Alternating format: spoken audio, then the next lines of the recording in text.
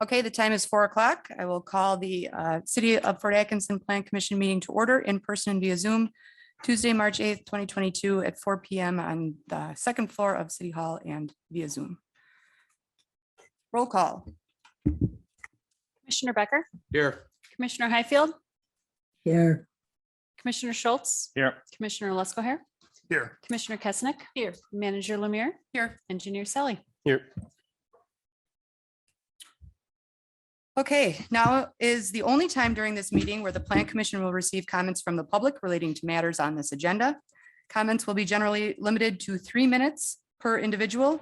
Anyone wishing to speak is required to sign up in advance or state the following items for the record when called upon: name, address, subject matter, and contact information. We will begin with those in person and then move to those on Zoom. Note that the Zoom chat box is not monitored during the meeting, and those on the call must remain muted if not recognized to speak, aside from our commission members, any commission members on the Zoom. No action will be taken on any public comments unless the item is also elsewhere on the agenda tonight. Okay. Clerk Everett, are there people on the list? Yes, we have 2 signed up. The first one I'll call is Joseph Esther. I apologize if I mispronounce your name. You're welcome to go to the podium. I did turn the microphone on. You should see a green light lit up, and I'll just have you state your address once you get up there, please. My address is North 696 Cowpath Lane, Fort Atkinson.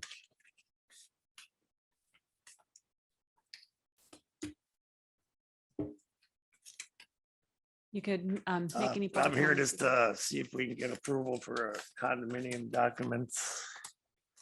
1618, 1614 Premier Place, City of Fort Atkinson. Those will be on the agenda, Joe, and I think the submittal that you provided was comprehensive, so. Okay. That it? Thank you. All right, thank you very much.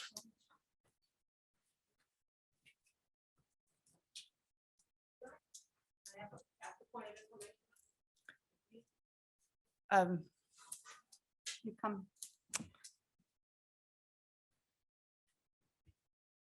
If you're not on the microphone, the folks on Zoom can't hear you. That microphone is green, correct? The little dot? Correct. Yeah. So Sandra Free, 810 Mesmer Street, Fort Atkinson, Wisconsin. So my question of information was, is this a time to ask questions about something on the agenda that relate directly to the agenda or just to make public comments? No, this is the time to ask questions on any agenda item. Okay. Okay. So my first question is that I've been asked a number of times by people around the city that since, I'm sorry, let me just back up. I'm up here to ask some questions about the proposed cell phone tower at 711 Zapsky Street. I've been asked a number of times that since the property in question is city-owned property, can the city refuse to lease the land to a private company? Yes, yes, And would that be done before or after this procedure? that is scheduled to be done after these proceedings by the city council at a meeting, which will have that item on the agenda. So even if there is an approval of the CUP, the city could refuse to lease the land to US Cellular? Correct. Thank you. And my other question is, after reviewing the material submitted by US Cellular, I didn't understand where they explained why they can't adjust their plan to be co-located at a tower that's already existing. US Cellular has 3 with 1 currently approved 4 locations of towers in the city. One of those towers is about a mile from the proposal at 711 Zapsky Street. And I don't understand why they can't just use that cell phone tower for this arrangement. We will ask that question of US Cellular when that item is on the agenda tonight. Okay, thank you. May I call the next? Yep, sure. Bruce and Meyer, I'm sorry, Bruce and Elsa Meyer. Thank you.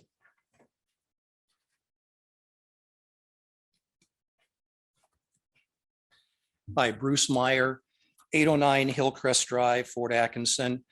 First of all, I'd like to thank the members of the Planning Commission and the members of city government for allowing me to speak today.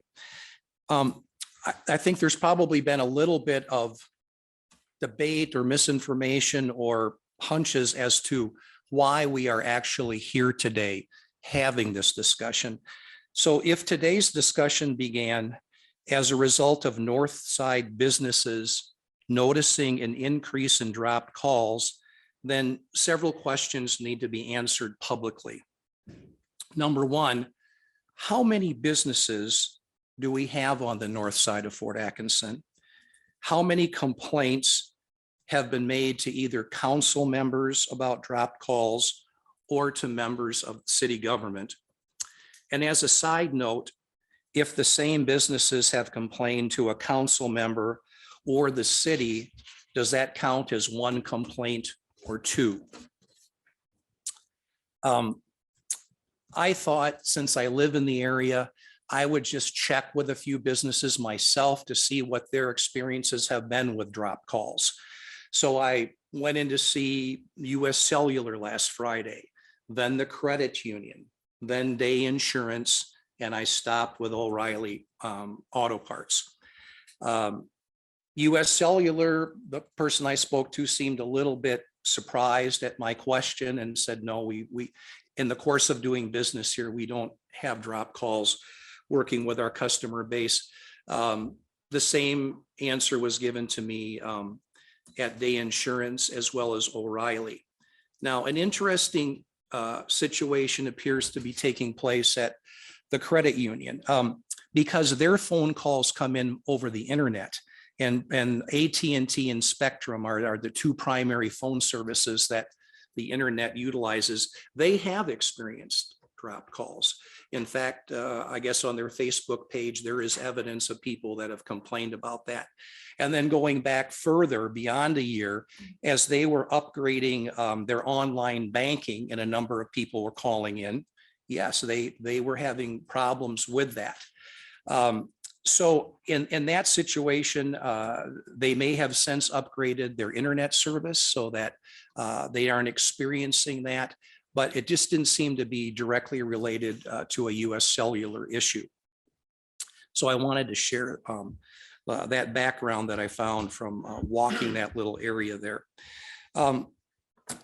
The next thing I want to do is for everybody to just look at each other in the room and see where everyone is seated, because it's very likely that in 10 or 15 years, if a lease is granted to US Cellular, none of you will be here. Maybe one or two, but for the most part, none of you will be in this room at the end of a 10 or 15-year lease. And I'm sure that Sandy and the petitions that you've seen that people have signed raise a great amount of concern about the potential for radiation that could be emitted from the tower, and then the result being cancer that might be something that people in the neighborhood or at the school might receive. And so finally, the uncertainty that fills the room today could be even greater for the members of this future planning commission.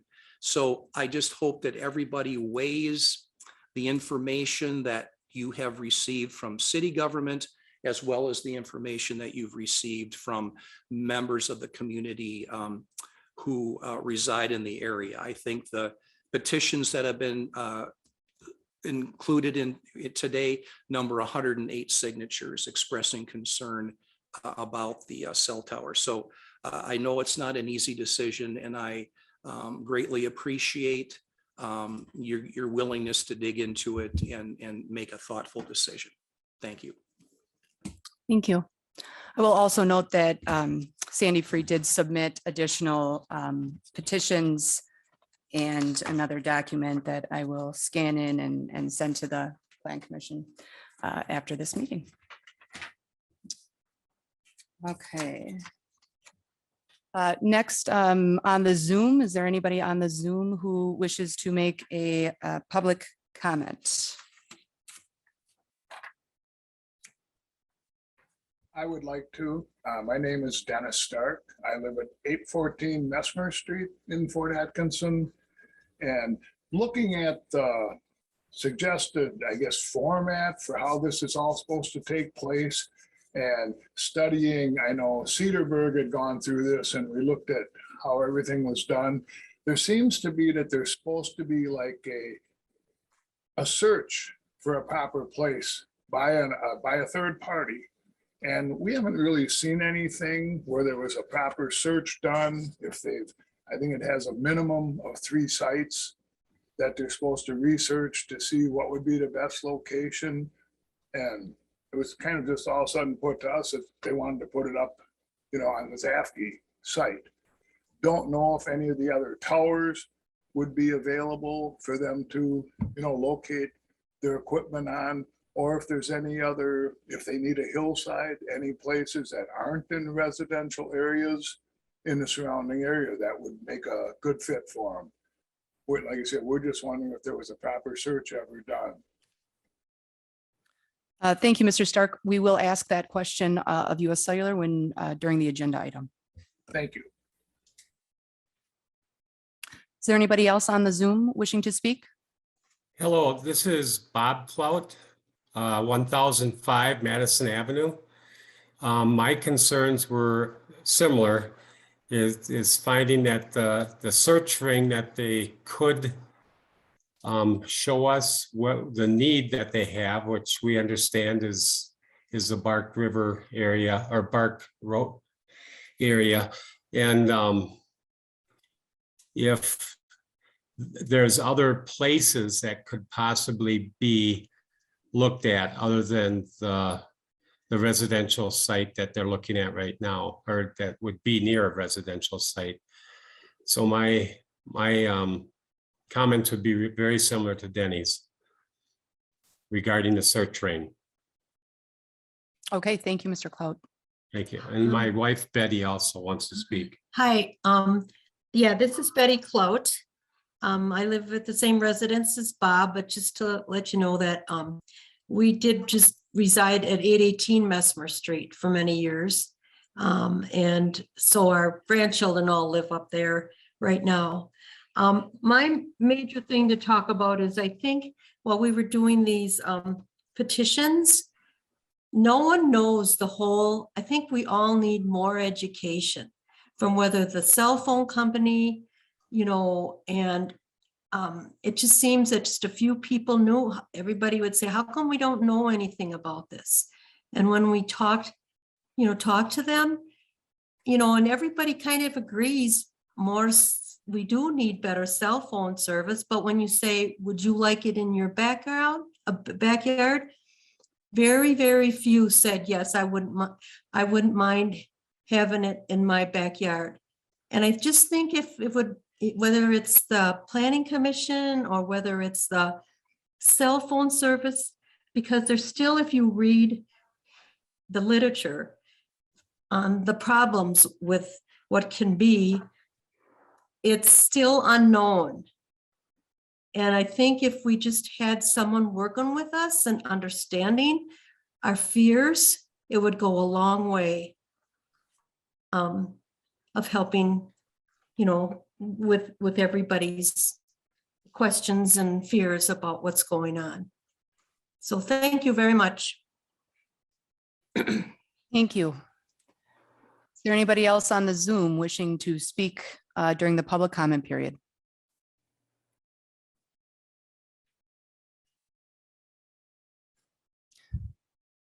Okay, this will be the second call for anybody wishing to speak in person or on the Zoom.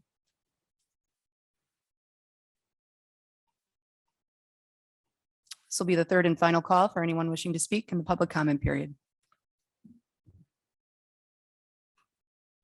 Okay, hearing none, we will move on. The next item on the agenda is review and possible action relating to the minutes of the January 25th, 2022 regular Plan Commission meeting. I move to approve the minutes of the January 25th, 2022 regular Plan Commission meeting. Second, I feel second. Okay, we have a motion and a second. Any further discussion?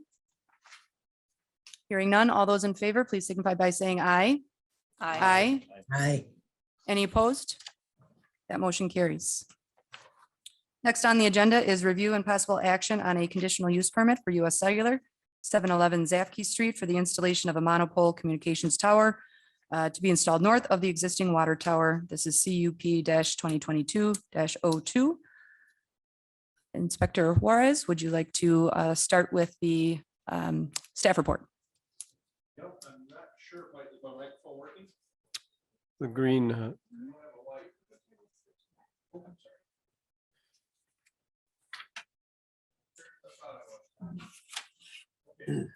I think we got it now.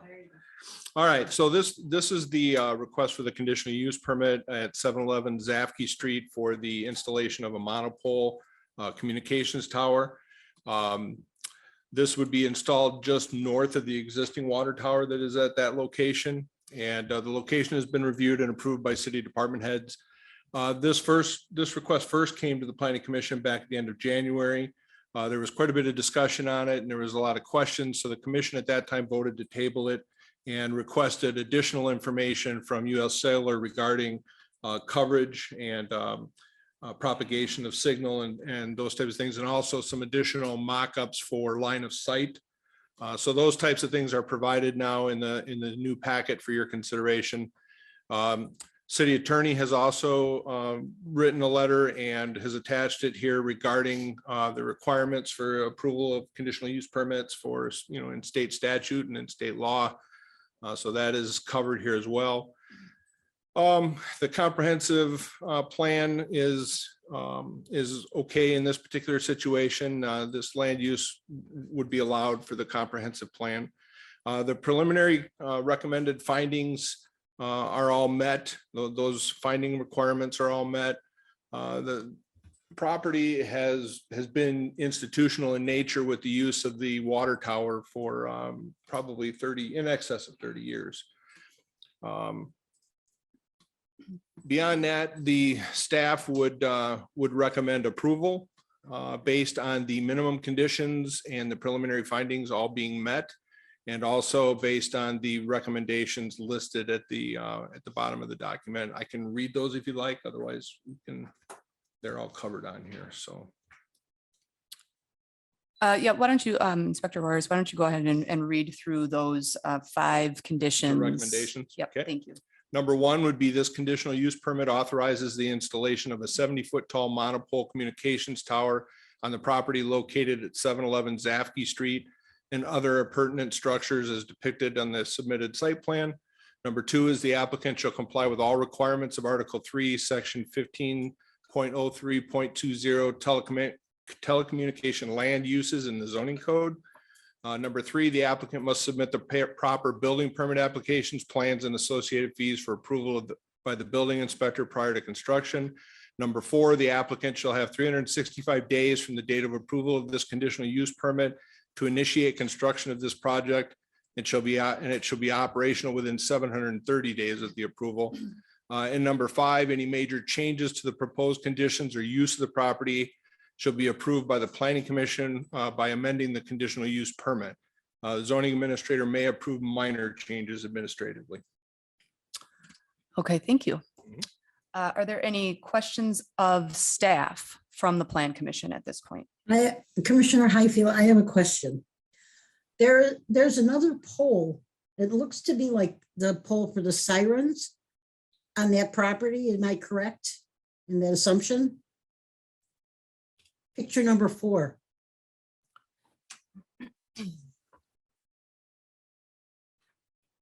I believe there is a pole up there for the sirens.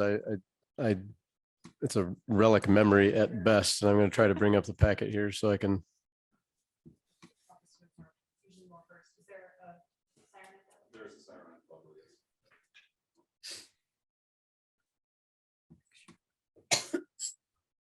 There we go.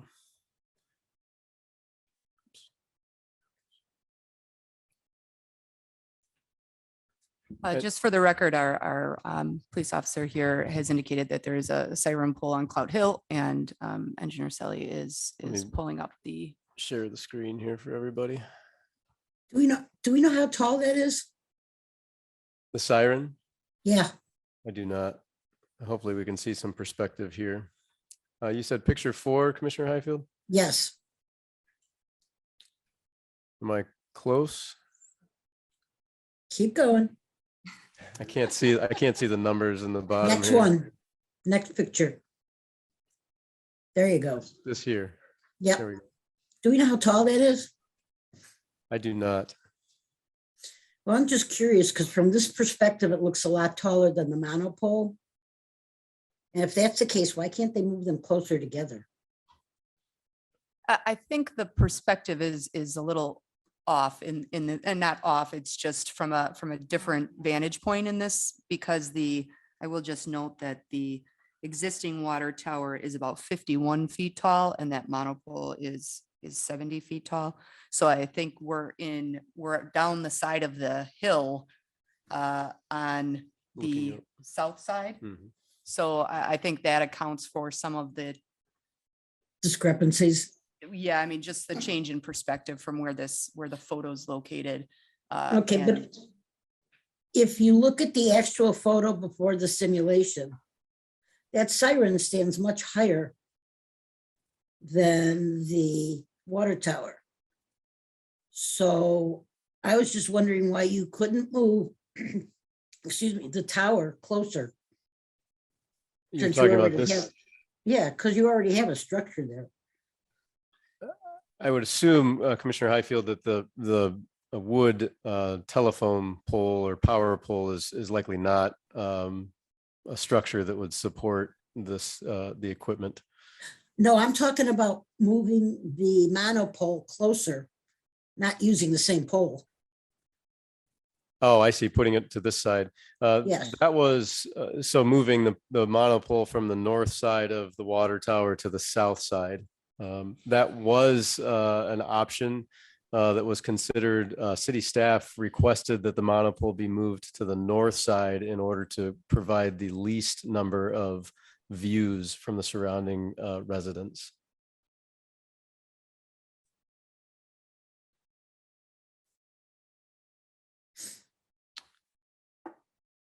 Commissioner you. Highfield, do you have additional questions for staff at this point? No, it just seems from the pictures that, I mean, the siren's already there and nobody's complained about it so far. So, I mean, I can see why people would not want that. I mean, it's the good old NIMBA, not in my backyard. Yes, we want it, but not in my backyard. And since the siren's already there, if it was moved closer, maybe it wouldn't be such an eyesore. And as far as the cancer and radiation, they don't know.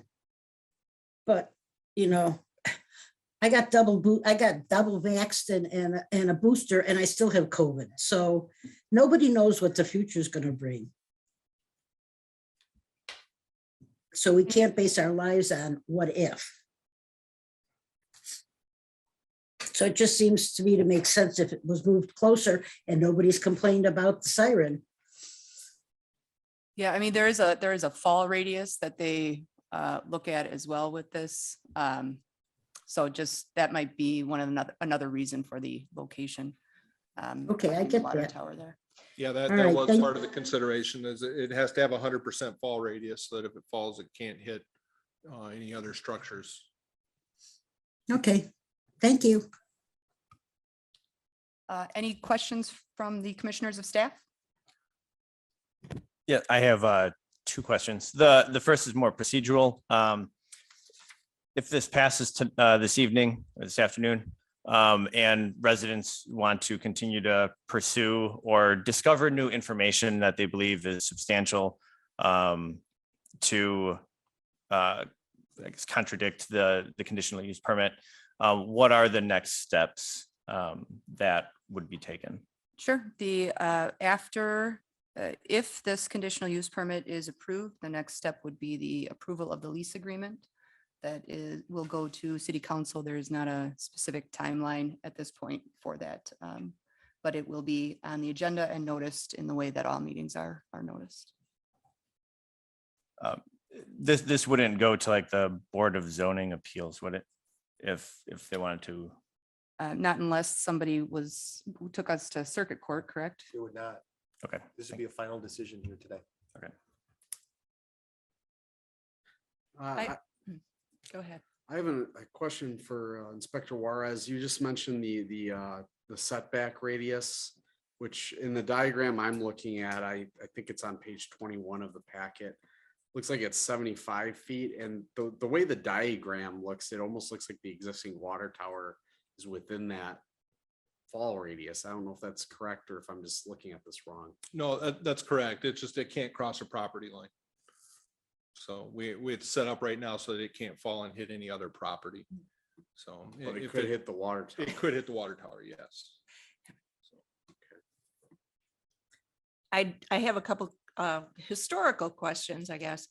The land that the city owns that the water tower is on, what is the history of that? How long has that property been owned by the city, as far as anyone knows? I think Inspector Juarez mentioned 30+ years that we've had a water tower on there, but I don't have an exact date. I don't know if anyone else has anything to offer there. Okay. And it looks like the houses in that area are maybe 50 years old or so. Yep. 56, that okay. Would be my guess. Yeah.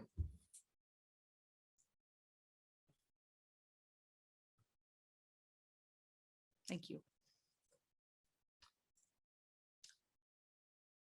During the last planning commission, that's Commissioner Schultz, during the last planning commission meeting, US Cellular, the representative there from, stated that this cell phone tower would not be broadcasting 5G.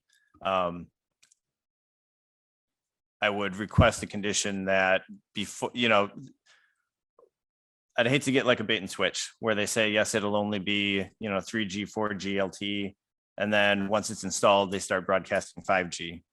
I'd request that before they broadcast any 5G from this location or tower, that comes back to the city for approval. I think maybe let's move on to asking the questions of our representative from US Cellular, and we can get some answers and maybe move towards any additional conditions that the Plan Commission may want to put on here. Okay, Thaddeus, I think I saw you on the line. Are you present? I am present, and I appreciate you taking the time to let me on here. Can you hear me? Yes, we can hear you. Could you please present the additional information that you have provided since the last meeting? Yes, so from the last meeting, council wanted to provide photo sims of the area, the showing of the removal of the one tree that's going to be required, and the replanting of that one tree, as well as RF propagation maps, which we have feedback from an RF engineer from US Cellular, as well as a systems or a optimization engineer who works on the current towers to, I guess, get the best use out of the towers that are there without the need of placing a new one, which they've worked through that in numerous occasions. So we can start wherever you would prefer. Looks like we got photo sims up in the area. So I went to the A&E company, Edge, who's local there in Wisconsin, to go back out to the area, take a number of photos from the surrounding areas to show, different angles, different viewpoints, multiple different streets of what the tower would potentially look like in, again, all based off of the vantage point that, it's just a simulation. It's not exact. It's not, absolutely precise, but as best as the engineers can create. Multiple locations of the tower behind the water tank or on the north side of the water tank.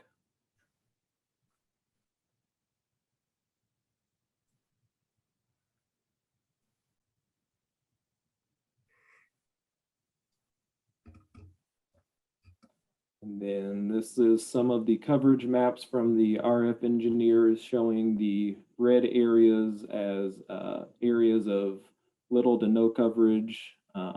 whether it be voice coverage or data coverage.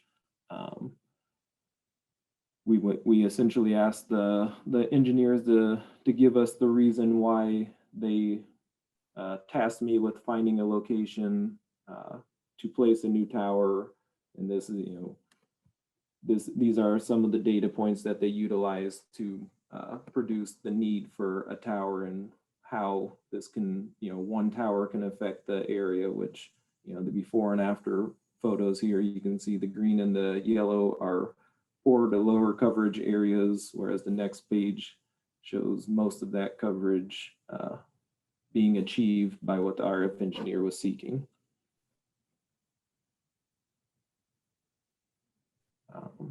And then in addition, US Cellular just wanted to show some of the issues and complaints from the area that, kind of started this need for a new tower in this area of, customers complaints, safety complaints, even the police department having issues over their time being US Cellular customers, which, what US Cellular's goal is to, take care of the customers that they have, provide a great network, great service for those that are paying for a service.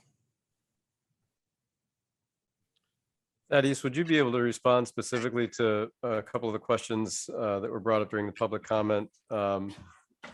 One being related to the potential for co-location on existing antennas within the area.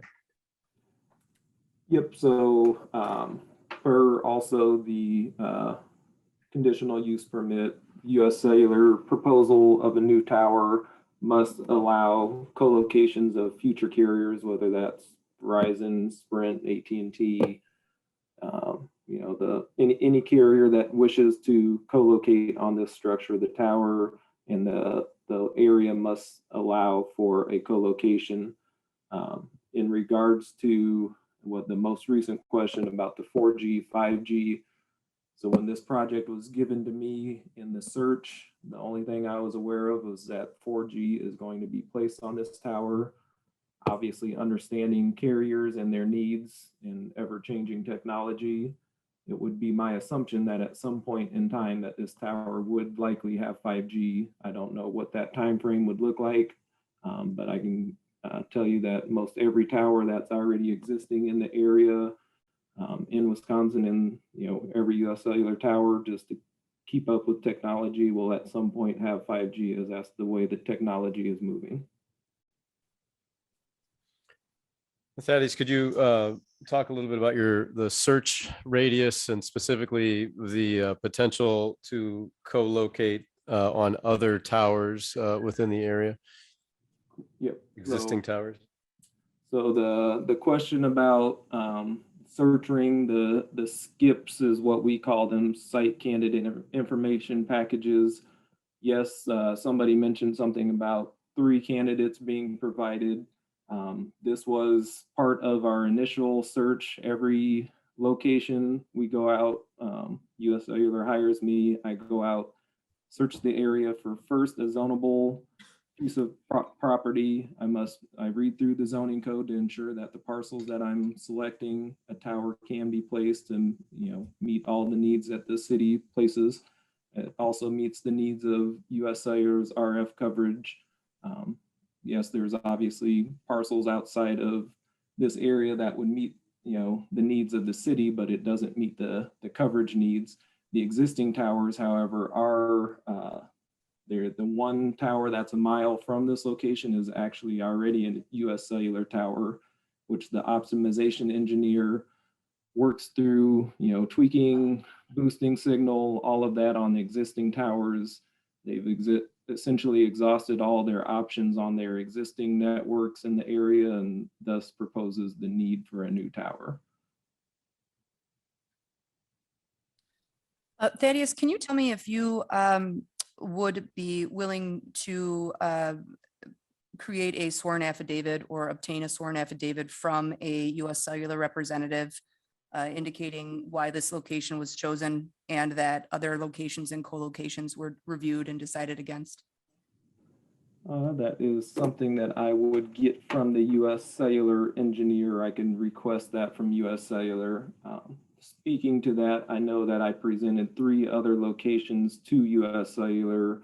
One speaking to the high school there on the north side, which the high school had interest, didn't quite meet the needs of RF engineers. There was a commercial property just south of Highway 12, south of the Holiday Inn. I'm trying to think of where that was about a year and a half or 2 ago. Yeah, essentially in that area, I believe a church was going to develop that area. That was too far from the area of need. And then the other one was an elementary school just on the other side of the river. And again, that one was too close to the downtown site that we are working on. So those areas got rejected by RF, as you can see that where the needs are pretty exact. So it is something that I can go back to US Cellular and ask if the RF engineer is willing to create a sworn affidavit, but that is not something that I am allowed to do. Thank you. Questions for, I'm sorry, Engineer Sally, did you finish your questions? I did. Okay, thank you. Questions of US Cellular from other members of the Plan Commission? Yes, I'm not very well versed in monopoles, but this is a 70-foot one. I assume they come in different heights, and I'm wondering if you can tell us a little bit more about how this 70-foot pole was selected. Yeah, so again, with that RF coverage map, they work on creating heights that will achieve the, if I wanted to put a 30-foot tower, the tree coverage, the water tank, again, I will state that I'm not an engineer by any means. I'm just going based off of existing sites that I've worked for US Cellular. There are certain heights that allow the RF engineer to achieve the desired coverage that they need. And that 70-foot height was the minimum height requirement that would work.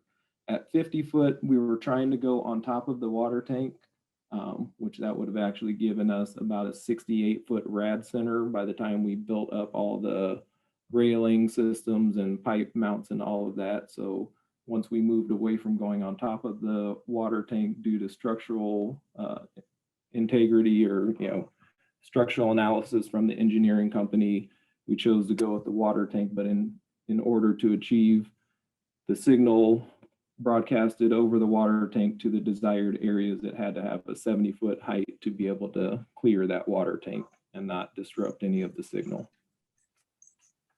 And do the poles come in even longer lengths than that? So could it be even higher? Yep, I mean, I've built up to 300-foot towers before, so we can go a shorter high. We just try to go with the minimum height to, obvious. And one of the other driving factors for this area, that was about the highest tower that we can place on this property to achieve the property setbacks or the tower setback from touching any other property if in the event it fails. Thanks. The new information that we've received, or some of the new information, references some of the, let's call it spotty coverage in that area, and included the police department having some issues with drop calls or just not being able to get calls through. Are you confident that this tower with this equipment would resolve those coverage issues? Again, I'm not an engineer, but from what I've witnessed and seen in the past, from what US Cellular has asked me to, find tower locations for them, I do believe that this location has been the best location for their needs. And what I'm hearing too is with an optimally,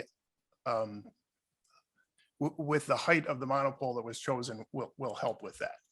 I could go higher, and I assume that higher would be, would expand or would improve the coverage even more. But if you were to go with a 50-foot pole, for example, that would decrease the service in that area of our community. Correct. And sometimes when we've gone to lower heights, it creates the need for an additional tower in another area, maybe to the north or to the south. So now that coverage didn't quite get met and there's still a coverage gap. So terrain has a lot to do with it. Tree coverage and amount of users has a lot to do with their coverage. So it's been noted that we have several of these kind of equipment pieces within our community. Do you anticipate that as we go forward, like in another 5, 10, 15 years, that communities like Fort and others will continue to add this kind of equipment? I believe that without a doubt, that urban sprawl areas like Fort Atkinson, like many of the cities that continue to grow, the need for towers will just continue to grow with the need of, the additional users, the additional speeds that are being required. For the most part, the customer drives these needs. So the more we use, the more towers, the more data coverage that's going to be needed. Okay, thank you. Yep.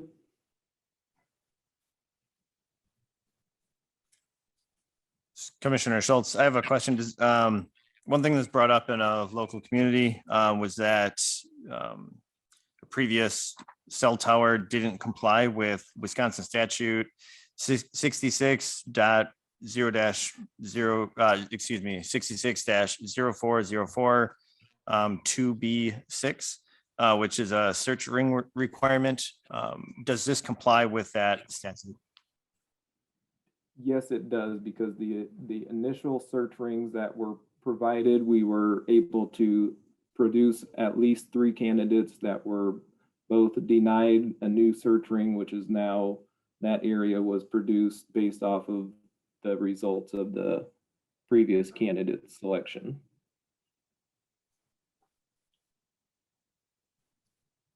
Thank you. Thaddeus, do you represent US Cellular in this way in other locations around the state of Wisconsin? Yes, I am working, I don't even know how many projects right now for US Cellular, but I'm working Madison area, Milwaukee area, Green Bay area. I work in Illinois, I work in Iowa, I work in Minnesota. I work wherever US Cellular sends me for the most part. You're familiar then, I take it, with Dane County's requirement that the third-party radio frequency engineer consultant reviews sometimes, all the time in Dane County, reviews these proposed towers to ensure that they meet local, state, and federal regulations relating to the radio frequency waves? Correct, yep. Would you have any issue, or would US Cellular have any issue producing that type of, having a consultant produce that type of document for this location? I can certainly request that. I know we have done that in the past.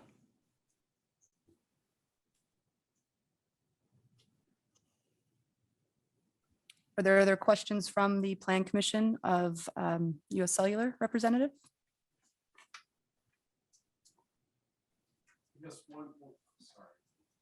Just turn my mic on. Thaddeus, this is Councilman Becker.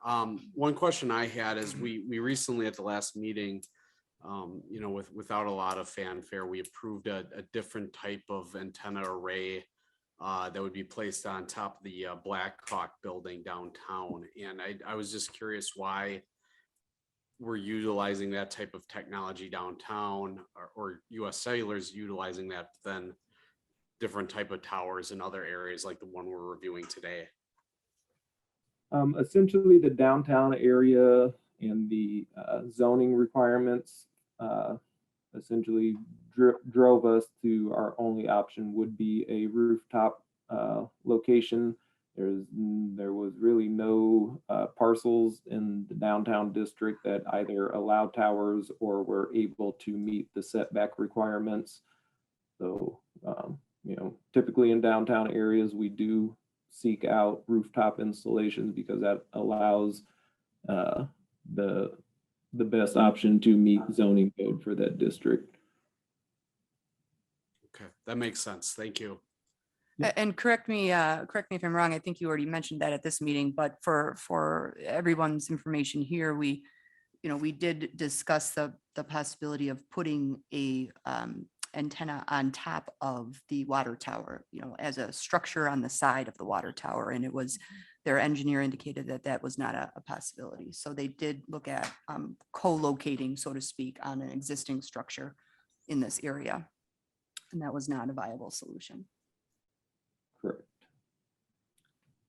I have a question. The dispersion map, page 39, which is being displayed right now. Is this considering before or after the cell tower addition on Main Street above the Black Hawk community? This is so this takes into, as you can kind of see down on the bottom of that screen, this is taking into account the coverage that the Black Hawk, essentially the height that we're at for the downtown building. Unfortunately, it doesn't have a great distance of coverage, so it's for the most part covering only that downtown district and the number of users in that area. So that does take into account that before what the Black Hawk location is going to produce. Okay, thank you. Final question for me. In your experience, are there other communities that have cell towers in this close vicinity to residential areas that we could maybe, are there any towns that you could share with us that we could maybe do research or, try to gain more understanding about?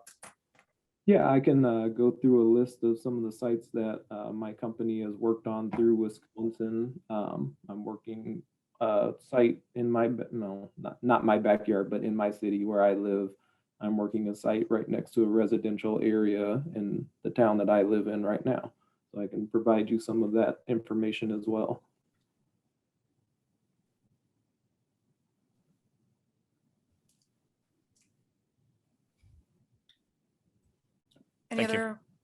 Any other questions from members of the Plan Commission for Thaddeus? Thaddeus, I have one more question, and I think you alluded to this, but in your experience, are there other municipalities that are leasing part of their land in a residential area, maybe zoned institutional like ours is, for this exact use?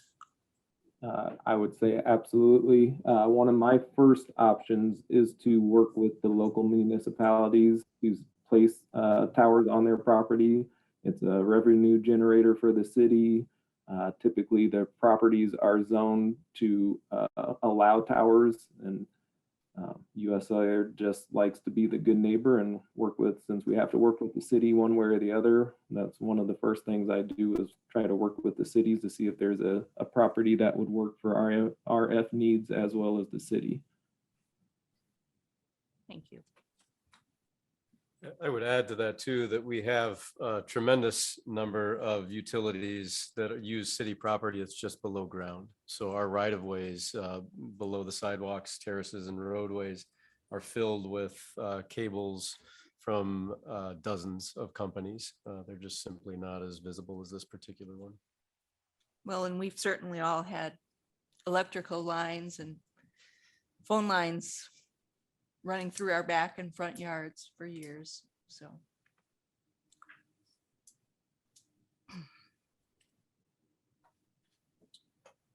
Thaddeus, pursuant to our local code, you were to have been sworn in. So are the statements that you've been given and the information you've been provided the truth, nothing but the truth, so help you God? That is the truth. Thank you. So I would, we can have the discussion amongst the Plan Commission now.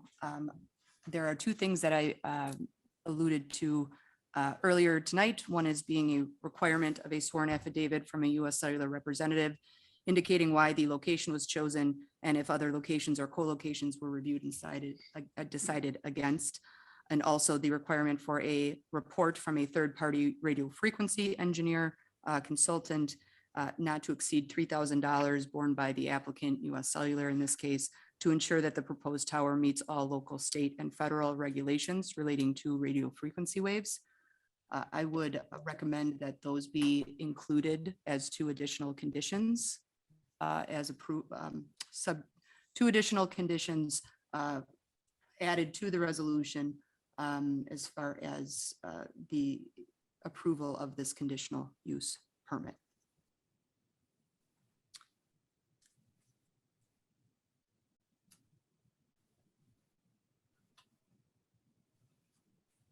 So I guess to be official, I will make that as a motion and look for a second and look for approval to add those two conditions to the approval document this afternoon. I would second that. Any discussion on adding those two additional conditions of approval? So you're just asking right now about the addition of those Yes. two things. Okay. Yes, this is a motion and a second on the floor to add those two conditions to the existing 5 conditions that are included in the staff report and the resolution. Hearing no additional discussion, I would call that question. All those in favor of adding those two additional conditions, please signify by saying aye. Aye. Right. Any opposed? Okay, those two conditions are added to the 5 already recommended by staff. So there would be 7 conditions included on the approval resolution if this conditional use permit is approved by the Plan Commission this evening. Any further discussion or other recommended conditions of approval by the Plan Commission? I think it, so first of all, I would tell those who have worked hard to expand the conversation on this one. I'll tell you, I live about a quarter of a mile from this location. I can see the water tower from my house. I live in the Rockwell School area. And I think it's very natural to have some concerns when something like this is proposed in your neighborhood, in and around your neighborhood. And I think that the efforts that concerned citizens have taken to kind of expand our discussions are commendable. And in the interim here, I've had an opportunity to do even more research on this kind of equipment. If you're like me, perhaps you've entered into a search engine, are cell phone towers dangerous? And I think it's the second hit that came up was the American Cancer Society's website, which you are probably very familiar with. It was shared with us before, and it shows that it says there is no strong evidence that exposure to this type of radio frequency waves from cell phone towers right now, from what we know, doesn't, there's no noticeable health effects. So for me, being in the neighborhood there, it's given me a little bit of a better sense of I'm not facing imminent harm. In fact, the more I looked at it, it says the actual use of your cell phone subjects you to more potentially harm than being near an antenna. So some of those things, when you take that into consideration with the other things that we've received, such as the city attorney's opinion, weighs heavily on us, that the law requires there's substantial evidence in the record to support a denial of this type of petition.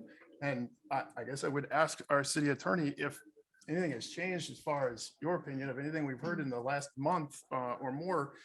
That is there any substantial evidence where we would be in a position to turn this down? I haven't heard any. I think I'd like to see the reports that would come back that the USL agreed to today. For one is that radio frequency report that Dane County mandates. I think that would be helpful. But other than that, I have not heard any information that would change my mind that there is substantial evidence against this tower. Okay, and our city's comprehensive plan allows for this type of use. So it would be in compliance. No issues there. The site was chosen to resolve some coverage gaps on the north side, including some that were identified by the police department. We have existing towers in our community right now. So I'm glad that we've had a little bit more time to kind of look at this, get some more data and some more information from US Cellular. Like I have a stronger sense of confidence that at least being a quarter of a mile from this tower where I am, that it's not really putting me or my family in harm's way. Thank you. Any other comments from the Plan Commission? I think David stated it really well. And I would also like to thank the concerned citizens that brought some of these issues to our attention. I certainly have sympathy that, I wouldn't be crazy about having something like this in, view of my home. But I'm afraid it's just the tip of an ever-growing iceberg in our society, that these are going to start becoming more and more ubiquitous. I don't, it's not a good answer, but I just think it's the state of technology now. But I appreciate you voicing your concerns. I guess what I have to weigh as the only current elected official on the Plan Commission is the amount of public input we've received. I've received quite a few more calls, emails, comments on this issue than anything else in quite a while. More so than anything else since I've served on the Plan Commission, that's for sure. I don't get into I'm not going to get into the scientific concerns or concerns about cancer. I'm not a doctor or a scientist, or certainly wouldn't pretend to be one. But just the amount of public input we've received on this does weigh heavily on me. I appreciate the fact that US Cellular has put a lot of thought into this submission. I appreciate that they are trying to provide better call coverage and better internet coverage to their customers. I respect all that. At the same time, when I have this many people in the neighborhood telling me that they don't want something, I at least have to give it some strong consideration. So that's kind of where I'm at on this. Thank you. Yep. Again, I'd just like to thank the residents who've voiced concerns. I think they've done so commendably. They've done so, I would also say, professionally. It wasn't, what we've seen probably in the news. So I appreciate the way that they've communicated their concerns. The only other point I have is, I've also tried to do as much research as I could about the concern about cancer. I also reached out to 3 realtors in the area. And for at least 2 of them, they were very strongly opinionated that they have lost sales because of lack of cell phone coverage. And in their experiences have not had people back out of a sale or take the consideration of a cell tower in their purchasing or pricing decision. But I guess that's, so again, thank you to the residents. That's all I have. Okay, thank you. If there are no other questions or comments from the Plan Commission, I would entertain a motion to approve this conditional use permit, subject to the 7 conditions as recommended by staff and as discussed at this meeting this afternoon. I move to approve the conditional use permit for US Cellular 711 Zafke Street for the installation of a monopole communications tower to be installed north of the existing water tower, subject to the 7 conditions outlined in the resolution and added this evening as noted, as recommended by staff. Thank you. You did better than I would have. Is there a second from the Plan Commission? I'll second. Okay, we have a motion and a second on the floor. We will do this as a roll call vote. Clerk Ebert, would you please call the roll? Commissioner Becker, No. hold on, I'm not ready for this. Commissioner Highfield, No. Commissioner Schultz, Aye. Commissioner Lesquer, Aye. Commissioner Kesenick, Aye. Manager Lemire, Aye. Engineer Sally. Aye. The ayes have it. Okay, thank you. We will be communicating with the Thaddeus. We will be communicating with you, providing you with that resolution. And once we are able to review the sworn affidavit and the radio frequency report, we will certainly share those documents with the public as well when we receive them for your review. And then once those conditions are met, you will be able to, and if the lease is approved by the city council, then you would be able to obtain building permits. So there is still a few things left in this process.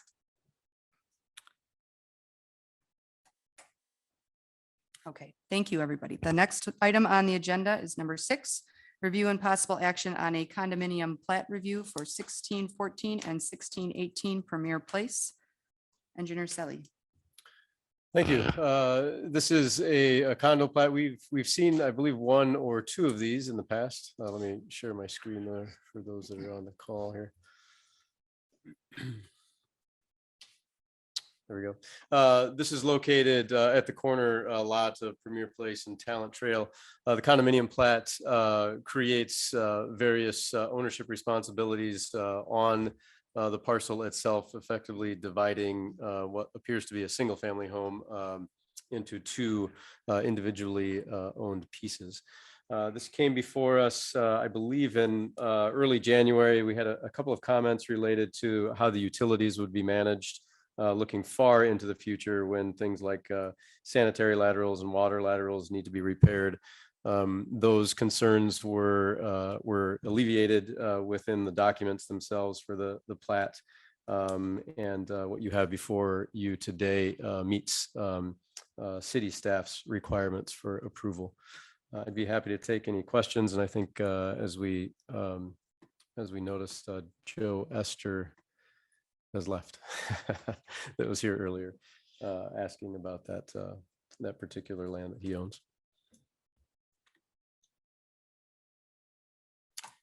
Any questions or comments from the Plan Commission for city staff? If there are none, I would entertain a motion to approve this condominium plat for 1614 and 1618 Premier Place. I move to approve a condominium plat review for 1614 and 1618 Premier Place. I second. Okay, we have a motion and a second on the floor. Any further discussion? All those in favor, please signify by saying aye. Aye. Any opposed? Okay, that motion carries. Number 7, review and possible action relating to the request for a special area design alteration for 1 West Milwaukee Street to repair the awning on the building. Yeah, so again, this is a request by the Blackhawk senior residents to replace an awning that was damaged in a windstorm in 2021. This is part of the requirements for the downtown historic mixed use district. Any changes made to facades has to be approved by the Planning Commission and also gets reviewed by the Historic Preservation Committee. This request has been through both of those processes. The Historic Preservation Committee was okay with it, was happy with the request. And there was a little bit of time that lapsed in between because the owner was trying to find something to mimic or repair the existing awning that has been there on the building for 30 years now, but was unable to match it exactly. So came up with a different product that actually I think is probably going to be superior in the long run. He also took into account the the colors of the new windows that were installed and the trim colors so that they would make the new colors match those better. So, so this requirement or this request is to replace that awning. You can see some pictures here of the existing awning that was damaged. And the new one will mimic that, but it will have the color pattern that is shown there on the right side. So to better match the window trim colors and stuff like that. So. So at this point, staff would recommend the approval of this as it meets the design requirements and the design intentions for the downtown historic mixed use district. And I was present at the Historic Preservation Commission meeting, as was Commissioner Highfield, I believe. And the Historic Preservation Commission did recommend that the Plan Commission approve the new awning. I will also ask Inspector Juarez, can you tell us about the structure of they were metal, is the structure of the awning changing? Yeah, the old structure was galvanized metal and the new structure will be aluminum. Has a little bit of a different ability to withstand stretching of the material, so that the material will be taut over the framework, and they said that indicated that would increase lifespan and of the material and reduce the potential for additional damage like was done with the last windstorm. So hopefully it'll be a better overall product for the building. I would say the life expectation of 30+ years on an existing awning is pretty impressive pretty to good. begin with. Yeah. But yes, that's okay. Any other questions from the questions or comments from the Plan Commission for staff? Yeah, a question just for clarification. You mentioned having this would match the like the window treatments. When last time I drove by, I couldn't really necessarily see into the windows. Are the window treatments are trying to match our interior, or? No, it would be the sashes, the existing sashes on the new windows that were put in that would match those colors. Yeah, the exterior of those windows. Yeah. Correct. Okay, all right. One additional question, I guess. There is another awning on the other side of this building. Is that also that awning being changed out as well? Yeah, my understanding was that it would be the entire structure. Okay, thank you. I have one question. Was a contractor named for this work? No, at this point, there's a couple of different places that I know he was looking at, but I have not received that information yet.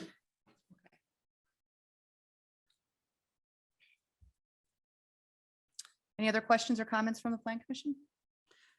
I just want to make sure I'm picturing this correctly. The picture on the right is the new material that was selected. And so that'll be kind of a horizontal stripe going around the building. Yeah, you know, I took that actually as that the stripe would actually be more vertical than horizontal. Yeah, I think it's just the way the picture ended up there. So it would somewhat match the old design, Yeah, just be different colors. Correct. And that was the intention of the owner. All right. I just want to make sure I understood. Yep. We can certainly communicate those two things to the building owner, that it is a vertical stripe and it will match the awning around the corner there. I can do that with the permit issuance. Thank you. I move to approve the request for the special area design alteration for 1 West Milwaukee Street to repair the awning on the building. Second. Okay, there's been a motion and a second. Any other final questions or comments from the Plan Commission? Okay, hearing none, all those in favor, please signify by saying aye. Aye. Aye. Any opposed? Okay, that motion carries. Okay, next item is adjournment. Move to adjourn. Second. Okay, all those in favor, please signify by saying aye. Aye. We are adjourned at 5:09.